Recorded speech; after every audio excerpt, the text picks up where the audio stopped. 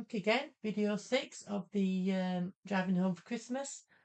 As you can see again, I've hooked my polymesh no-show mesh stabilizer, putting my wadding on, and then going straight into step 1, which is the stitch to tack down the wadding. So that is step 1.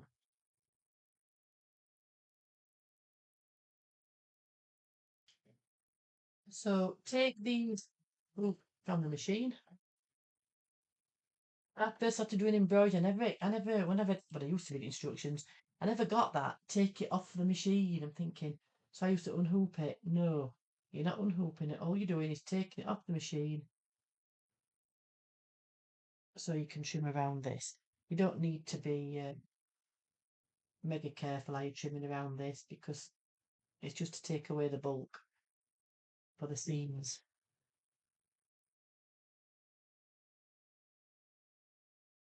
So trim around, and then when you put it back on, and you can see on my screen here, it's got the placement stitch for the background. Now, like I said before in the previous video, usually I don't stitch that, but I am this time because it's got a cutout of for the car and the tree, etc. So the placement stitch is number 2 in the sequence. As you can see, I have covered my placement stitch with my background fabric. So apologies if it does vibrate the camera.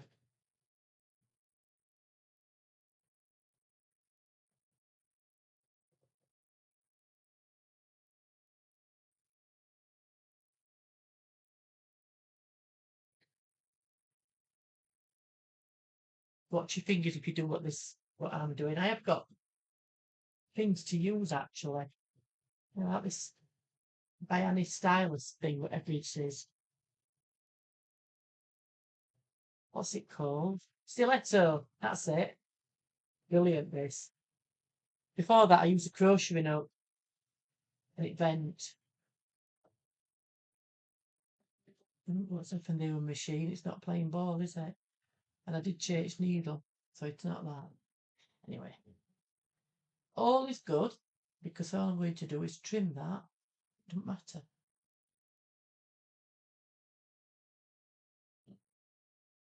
And let's pull that bit away. Right. This next stage again is that you see quilting bit, which I'm not going to do because I haven't done it on other half of it. But also I need to trim around here, not this bit, around here where the car is going and the tree. Well, like I said, I'm going to plus on my machine to get rid of that quilting. So I'm going to pop it onto one. So the next stitch now is number, oh my days, is number 5, which is this bit again. We have not done, I've not trimmed that bottom bit. So just let me trim that bottom bit. See this bit here? That bit I've not trimmed. Leave a bit of a seam allowance on this bit, but not much.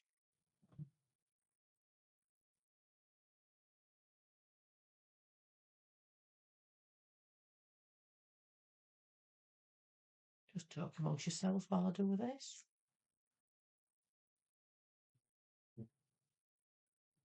Again, it just reduces a little bit of the bulk.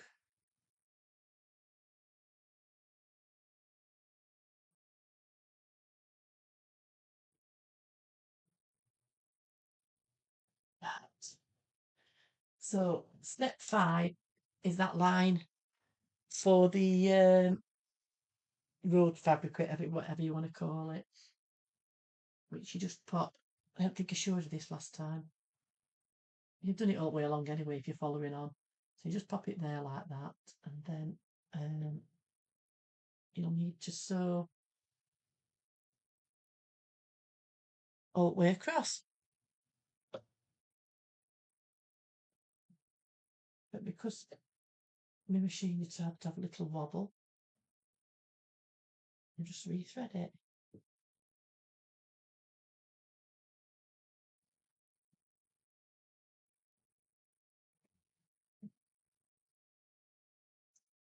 Excuse me, hay fever season still here. Right, so this is step 5. So it's just going to do that all the way across. You can see. And then step 6, if I remember rightly, it's going to be the little U shape again to seal that bottom bit is. Bottom bit in. So step 6 now. So what you need to do is fold that back like that. Keep your fingers out of the way and then stitch all the way down to step 6, that is. So step 7 is going to be then marking the car. Now, realistically, I don't really need to stitch this because you can see where tree is here and the car, that I will. So that's step 7. It's just showing you the placement line of the car. And see, that is going to be step 7. And you can see there already where I've slipped into wadding again. Getting to have hand at that, aren't I?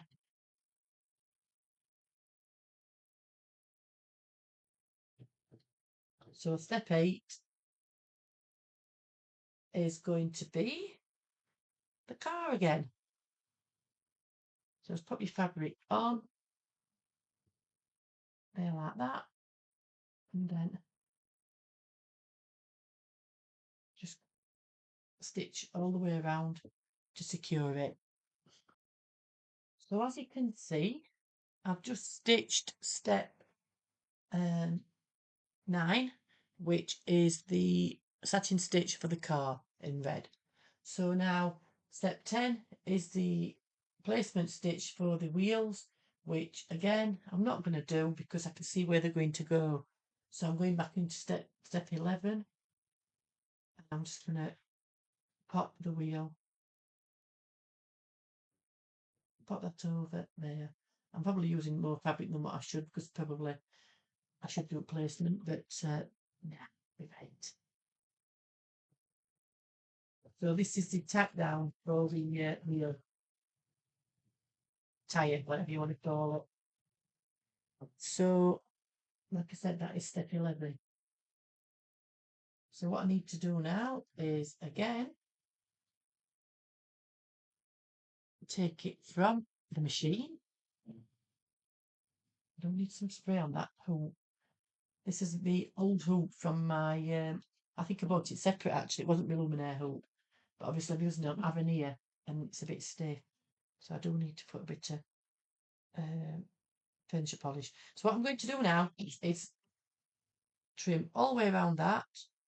And then I'm going to do step 12, which is going to be the black tyre. So it's going to do around the tyre there. So I'm going to trim that and then do step 12, which will be trimming stitching around the tyre.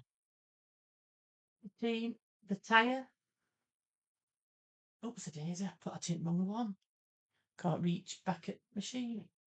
So step 13 is going to be the tyre, and it's going to be the silver little hood cap thing, that star thing in the middle at tyre. So that was step 12 that I've just done, and then step 13. Again, on the machine, it is showing applique material. So it isn't, it's the front light. So it's the front headlight. So I'll do that same as back. L'orange, orange. So yeah, so at step 14,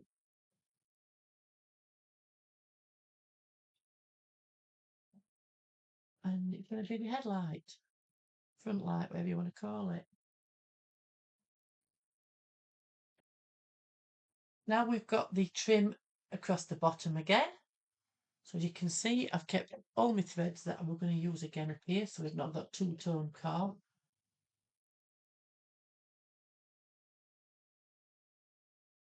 So that's good. Well, I could cut them short then, wouldn't it, if not? So we're going to stitch this bit now. That is step 15. So step 16 is the placement stitch for the wheel trim, which I'm not going to do in true Cheryl style. So again, skip it forward to step 17. So that is again the tack down stitch for the wheel trim. Take it off the machine again and trim around there. So trim that off as close to what you can get it without trimming the stitches. I've now found my sharper scissors. My days, you can tell the difference.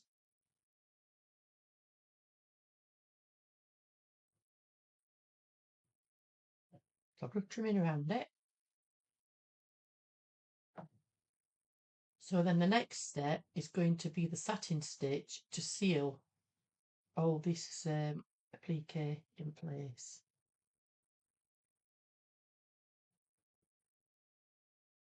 And if you can hear scratchy little feet on my floor, it's my little dog. She's scrounging.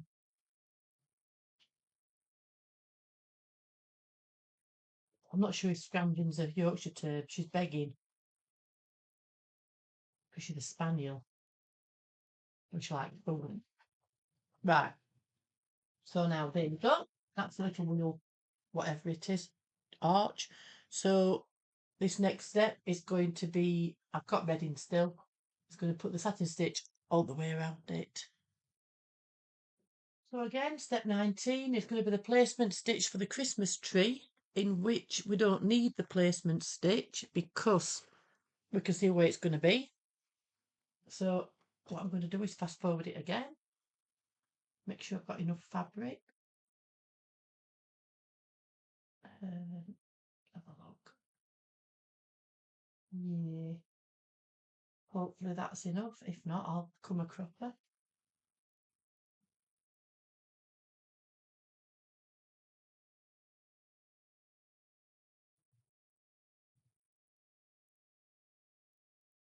Haha. As you can see there, I have come a cropper. So I will unpick it and put it further up. You see, sometimes cutting corners isn't always faster as you sew just then. So I've unpicked it. I do the same bit of fabric and nothing lost. So this now is stage 20, step 20, whatever. Sit. So need to trim around there, leaving that bit, trim around there, and then the next stage then, number 21, will be the satin stitch around. So as I said, I'm on to step 21, which is the satin stitch. And again, make sure you've got the same colour in your tree as what you've had for your previous tree, you know, for the other half of it. So let me get the other bit and I'll show you what I mean, obviously. See if it's going to match up into it. So make sure you've got your same thread and everything. So this is step 21. 22. It is the wreath on the door. So there you go, step 22. Just let it go for you to show. I'm doing the same colour as the tree. Only because I can't bother to change it to thread. The star neck. So it's got to be gold, hasn't it? I think that's the only sweet pea colour that I'll ever use, and because I'm going to use this one, which is metallic. So this one is King Star Metallic. I think it's available all over the world if you like. The best metallic that I have ever used. It is amazing. So this one is King Star Metallic. Gold. Only thing with this one, oh, it has done. Only thing with Kingstar, sometimes doesn't always thread first time. So other than that, you haven't got to slow your machine down or anything. It's an amazing thread. So this is step 23. So I've just done step 23, which can you see how glittery that star is? I don't think you can really see it yet with the gold metallic from Kingstar. So then we've got the baubles to do. So that's step 24. So I did mine in pale blue and orange. Very Christmassy colours, I don't think, but you know, think outside the box, as the saying goes. So step 24. There you go, doing the bauble. 25, the other bauble. So this one's step 25. And then obviously then one after that will be the bow, the red bow. This is step 25. So I've just done step 26, which was the bow on the Christmas tree. So now we're on to step 27. Now I know I said that bows are always red in my eyes for Christmas, but if I did this bow here in red, you won't see it because it's red background. So I'm doing it in blue. So this one is step 27. It's just the bow on the leaf on the car. Which would be nice if we all drove around with wreaths on a car like this. You know, Christmas wreath, not for a funeral. Yeah. So this is step 27 anyway. So again, it's the window bit. So this is a placement for the Mylar.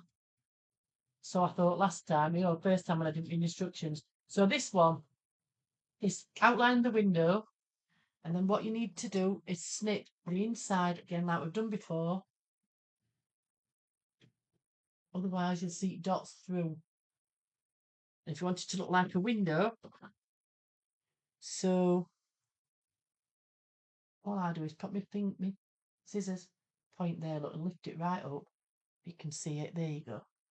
Lift it right up and then just snip around the inside ever so slightly. There you go. You can see now. Be careful not to trim wadding, batting, whatever you want to call it.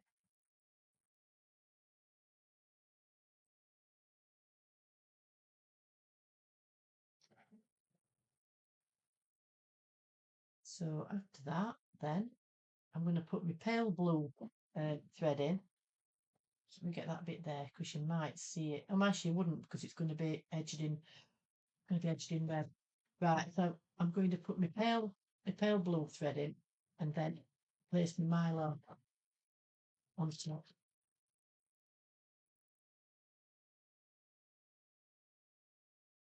Again, I've got the Sweetpea Mylar.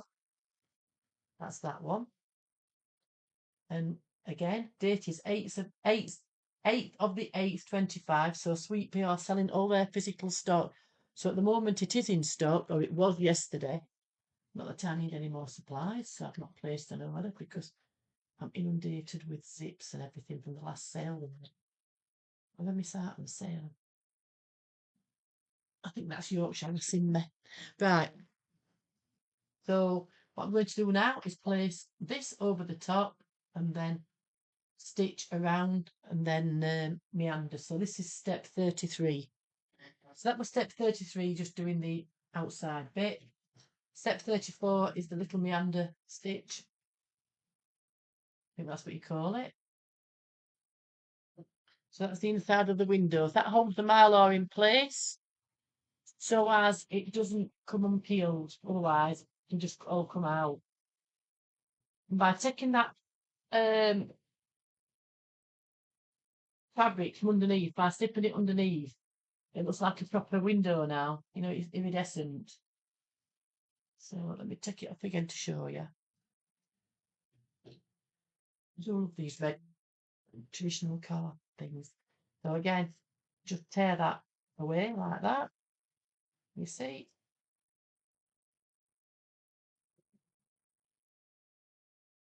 I just tore that away, give it a nice clean edge. So I'm going to put my red in now and do step 34, which is round the window. And I've got muddled up with all the steps. This is step 31. I'm looking at time instead of, because it's 35 to 36, but yeah, it's 32 stages. Anyway, you get the gist, you're following me. It's just, yeah. So this is next to last step. So this is now giving the satin stitch around the window. So the last step will be the snowflake again here. So the last step is the snowflake. I'll just go top right hand corner there. So that's the last step of this block. I do like these red cars, really pretty. I think it's a fairy tale in me, watching all the Hallmark Christmas films.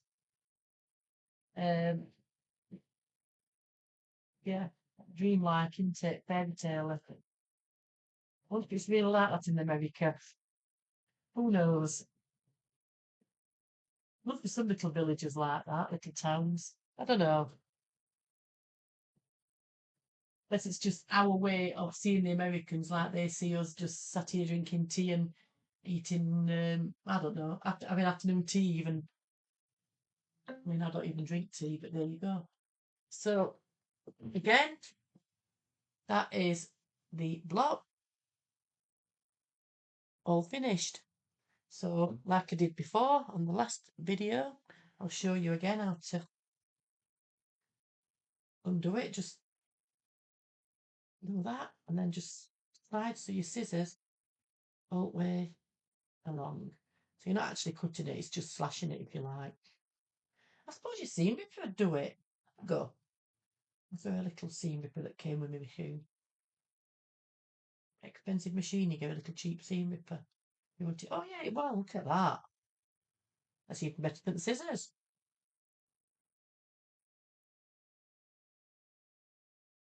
Yeah. Now there's an idea.